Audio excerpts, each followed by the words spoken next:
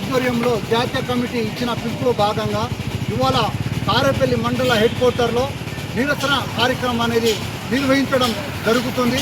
అట్లాగే ఈ సమస్యను పరిష్కరించాలని డాక్టర్ రాజ్యాంగ నిర్మాత అంబేద్కర్ గారికి కూడా వినతి పత్రం ఇవ్వడం జరిగింది. కార్మికులు కర్షకులు కొట్లాడి సాధించుకున్నటువంటి 44 రకాల కార్మిక చట్టాలను ఈ కేంద్ర రాష్ట్ర ప్రభుత్వాలు కేవలం 4 లేబర్ కోడ్లుగా విభజించి దానికి అమలు చేసే పరిస్థితి ఏర్పడింది. అట్లాగే 100 రోజుల పని గ్రామీణ ఉపాధి హామీ అనే పథకం ఉండేది. దాన్ని కేంద్ర ప్రభుత్వం జీ రామ్జీ అనే ఒక జీవో చట్టాన్ని తీసుకొచ్చి దాన్ని ఎత్తేయాలని ఈ కేంద్ర రాష్ట్ర ప్రభుత్వం దానికి అనుసరిస్తున్నాయి. తక్షణమే జీ రామ్జీ జీ అనే బిల్లుని రద్దు చేయాలా. అట్లాగే ప్రతి కుటుంబానికి సంవత్సరానికి 200 రోజులు ఉపాధి అవకాశం కల్పించి దినసరి కూలి రోజుకి 600 రూపాయలు చెల్లించాలా. అట్లాగే చదువుకున్న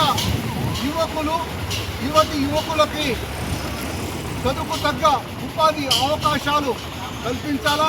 అట్లాగే రాష్ట్ర ప్రభుత్వం ఏదైతే తమ హక్కుల గురించి ఏదైతే చెప్పినాయో ఆ మొత్తం కూడా తక్షణమే పరిష్కారం చేయాలా. అట్లాగే రైతాంగానికి కూడా రుణమాఫీ పూర్తి స్థాయిలో కాలేదు, కొత్త రుణాలు మంజూరు చేయాలా. బ్యాంకు హోల్డ్లో ఉన్నదాన్ని ఓపెన్ చేయాలా. కొత్త లోన్లు శాంక్షన్ చేయాలని ఇవాళ మేము యూనియన్ తరఫున టీవైలుగా ఎమ్మెల్యే పార్టీగా మేము డిమాండ్ చేస్తున్నాం. అట్లాగే ఇవాళ యువతకు వచ్చేసరికి యువతకి ఉపాధి అవకాశాలు లేవు. ఇవాళ చాలామంది పిల్లలు పీజీ బీటెక్ ఎంటెక్ చదువుకొని ఇవాళ క్యాటరింగ్ చేసే పరిస్థితి, లేకుంటే ఎక్కడైనా పని దొరకక కనీసం అటెండర్ పోస్ట్ కూడా దొరకని పరిస్థితి ఉన్నది.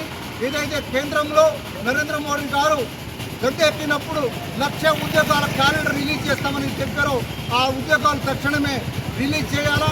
ఈ కార్మిక చట్టాలని తక్షణమే ఉపసంహరించి యువతకి కార్మికులకు కర్షకులకు రైతాంగానికి గిట్టుబాటు ధరతో పాటు ఇవన్నీ సంపూర్ణంగా కల్పించాలని ఇవాళ సిపిఐఎంఎల్ న్యూ డెమోక్రసీ పార్టీగా ప్రజా సంఘాలుగా టీవైల్ తెలంగాణ రాష్ట్ర సెక్రటరీగా డిమాండ్ చేస్తున్నాం.